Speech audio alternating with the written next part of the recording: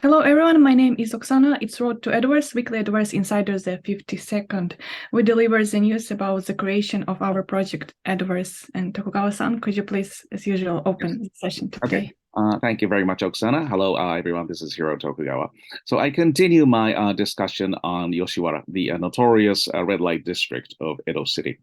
Now, and whenever I talk about Edoverse to people who are not familiar with the Metaverse, they all say that they would love to see Yoshiwara. And also in the Edo Tokyo Museum, which is run by the Tokyo Metropolitan Government, a very large part of the display is used for the reproduction of Yoshiwara, only a part of it. And so with all the talk of Tokugawa civilization, its cultural center seems to be where all the sex industry is concentrated.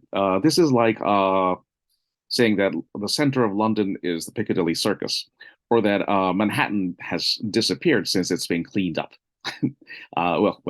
Where that would be. So why was this the case? And the more I read about it, for one thing, the women who worked in Yoshiwara as courtesans and prostitutes, they were victims of human trafficking.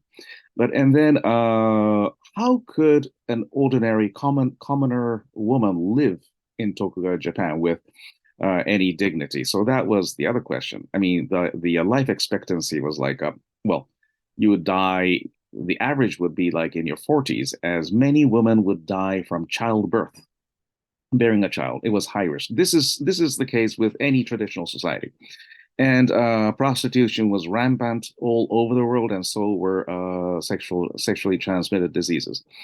So the way that many girls, mostly from poor families, being bought and brought into Yoshiwara, but being regarded as a kind of human chattel or even capital, as you exploit them to generate profits. But they were treated better as a result of and compared to what their lives would otherwise have been. So, but that said, no one would really enjoy becoming a prostitute and having to live in a brothel. So, the whole Yoshiwara district, which started like 40,000 square meters, and eventually, when it was moved to current day Yoshiwara in Tokyo, very close to Asakusa, it increased in area to 6,000 square meters. It had a moat more than 3 meters wide. It was surrounded by a blackboard wall. A wooden wall painted in black, and then it had a very big gate. And people would either go there by boat or walk on Nihon Tsuzumi, which is the embankment along Sumidagawa.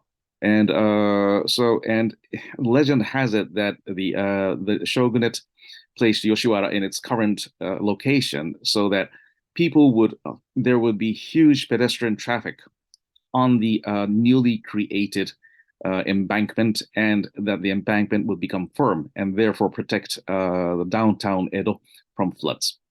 But anyway, and then you see, in Tokugawa times, horseback transport was very rare.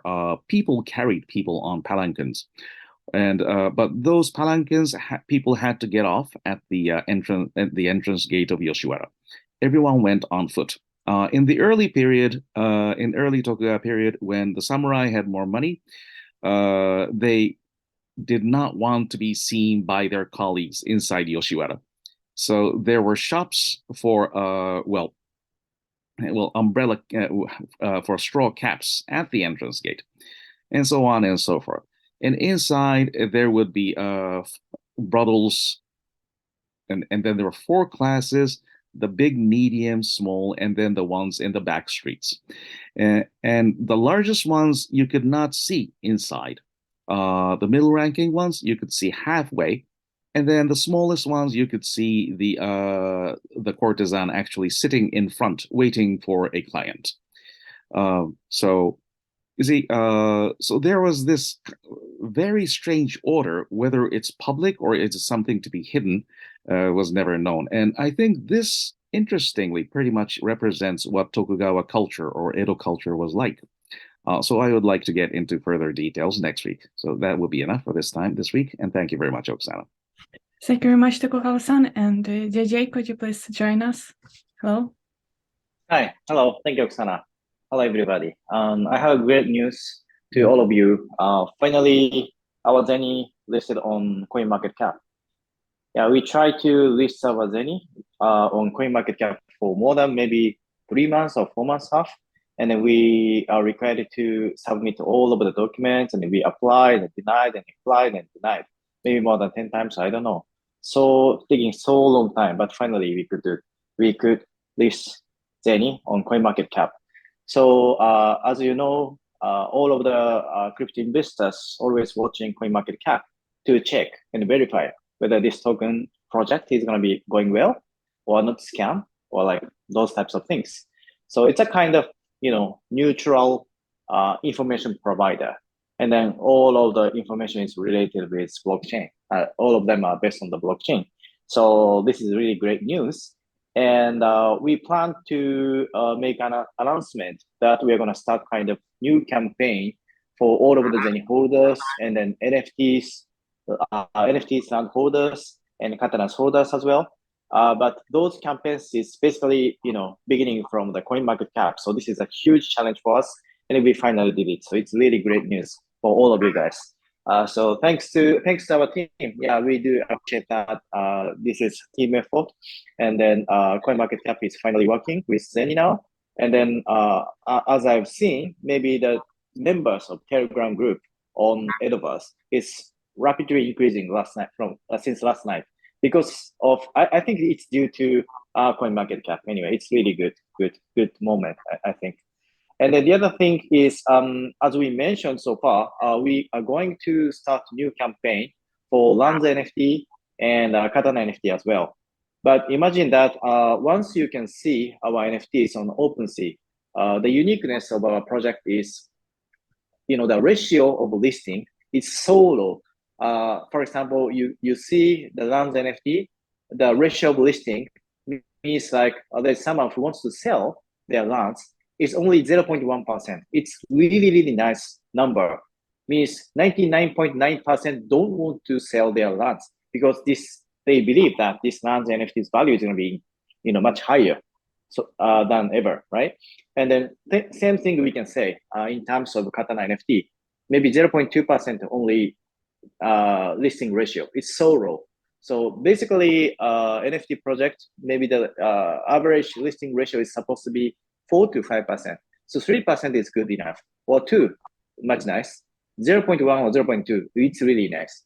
Means no one wants to sell our lands. Means anyone believe that our ecosystem and our virtual space metaverse is going to be expanding to all over the world. So this is really good thing. So we are going to start our whitelist campaign. So we are going to provide some kind of mini game or kind of mini challenge for all of you to get whitelist. It's not so difficult. It's quite easy. And then if you achieve some tasks from our side, then you can get a lot of whitelists. So first, we are going to start this campaign for the certain partner by our foreign partnership. And next, we are going to start to existing holders. Of course, it's more prior than anyone, and also the future holders in Japan as well, in Asian region. So anyway, we are finalizing the contents of the campaign, and then it's not taking so far. I mean, maybe within this week, definitely we can say something specific in terms of our campaign. So please look forward to joining our new campaign, and let's make Zenny be the most precious cryptocurrency in the world. Let's beat BTC. Yeah, within 3 years. Yeah, thank you so much. That's enough from my side.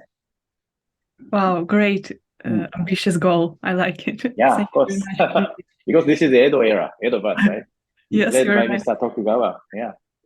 Tokugawa is much greater than Satoshi Nakamoto, I believe. Yes. Yeah. At least we know who Mr. Tokugawa is, Yes. Tokugawa is here. Definitely. Yes, Satoshi Nakamoto, no one could see, right? It's huge difference. Yeah. you're right. Yeah. And Martin, could you please join us? Hello, how are you doing? Hi, I'm great, thanks. Just a quick thought from me. Well, first of all, bravo, congratulations, JJ. That's amazing news. So fantastic, very encouraging stuff. Well done indeed. So I was just going to say, you know, there's been a lot of chat about chat GPT and AI chatbots. And I wondered if, you know, what can you tell us about personalities within the Edoverse? Are we going to have a digital Tokugawa-san who's going to dispense historical gems, you know, in replicating his voice and look? You know, that would be fantastic. You could sit there and listen for hours and hours. That's my 2 cents for this week. Yeah, will there be me? Yes. It sounds like a good idea, I think. Yes. Use AI and Yes. communicate with Tokugawa-san. Okay. Well, but you see, I will have to become politically correct so that I don't get digital eggs thrown at my avatar. In that case, if that were the case, we're going to have to program that in. Yes. Yeah. But does no one thinks of a digital London? A Victorian metaverse, not yet. Yeah, Sherlock Holmes metaverse. Right, and Charles Dickens. Right, yes, perfect. Yes. Oh my God, you're so romantic today, like new projects, new ambitious goals and projects. I feel so inspired. And yes, and also Dominique, could you please join this? Yeah, This positive energy. Yeah, thank you for that, actually, Oksana. We are, actually, very excited that if the Mr. Tokugawa avatar is coming up in the bus in the futures, it must be. But our product actually really just doing very well. People are really busy. They're creating a 3D space, and also we are now just discussing the idea about gaming things. And also, I think it's going to be very little complicated if we just combine between 3D space and tokenomics. But this is more important. This is the most important part of Edoverse, because not many people just doing this kind of tokenomics in the metaverse. So the Tokugawa world is actually the Edo cities, and the Edoverse. It's going to be actually really sort of quite some sizable ecosystem that we have in the future. So, but that's a basic token. Yeah, we can say the currency. I don't know yet, but at least we can say coins is called Zenny. Was actually registered on CMC, the coin market cap, which that was really good news. DJ mentioned, and then we're gonna have and then the foundation is gonna just promoting some campaign just for the CMC registrations. Then every stakeholders of Edoverse is going to benefit, and then we have some of those big dream and a big target just in terms of the size of the economy in the future in Edoverse. Because as GJ mentioned that actually in that Mr. Tokugawa, the Iehiro Tokugawa, is a real person that who just ruled this Edoverse, but that actually that he's going to be a real symbol of the Edoverse, because this in the Edoverse is going to be a DAO theme that the people, just all the stakeholders can just enjoy this ecosystem. So we are now just creating some just campaign to just allocate the lot of things just in Edoverse, like land NFTs and the carton NFTs. But as JJ mentioned, I think it's rare to have it. So in this case, for so far, many people just could easily buy those land NFT and cartons. But in future, that it's going to be very rare and also it's going to be very hard to purchase in this case. Yeah, better to just to get it now earlier, and that is the point. So we are now and then just reviewing the last week that we attended the co-project, the collaboration with the Meta Camelot. The Meta Camelot is basically that the Ryosu club dance club just in Shibuya city. And they just created a metaverse, and then they just creating the very fancy avatars in a dancing club. And they mentioned that because these avatars is created by Sequin, the same company as Edoverse. That's very, very fancy avatar might be just coming into the Edoverse in the future. And then we had some events, and many people just came around, and then we just registered and we bought and that dancing club avatars. That was very good actually. And then we are now promoting the marketing in overseas, particularly in Asia. So we are now try to increase the number of the participants from the Asia and from the world. So probably I think you will see some events just to just introducing our SNS. So I'm just been looking forward that many different kind of countries, people just coming in the Edoverse in the future. So yes, and then finally our sharing projects, as I mentioned. Oh no, and then finally that next monthly Insider will be held on the 3rd of March. That'll be very it's kind of the very important day for Japan, probably because of the national holiday. Is it the 3rd of March? Yeah. Yes, of course. Yeah. So that'll be the monthly Insiders, and then at that next month's monthly Insider, that during this period, this is now is in the middle of February to think half months just from now, that we're gonna have many sort of big events just for the Zeni sharing program. That is actually proposed by the Edoverse Foundation. So please just wait for it and wait for the next announcement, and then you can enjoy, and also you can just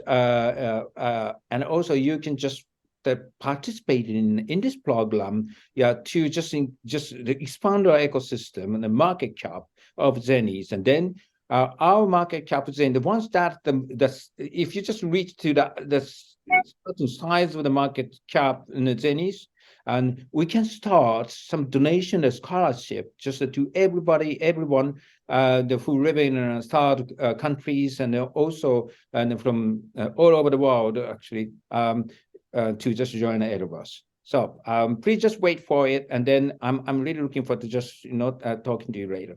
Thank you.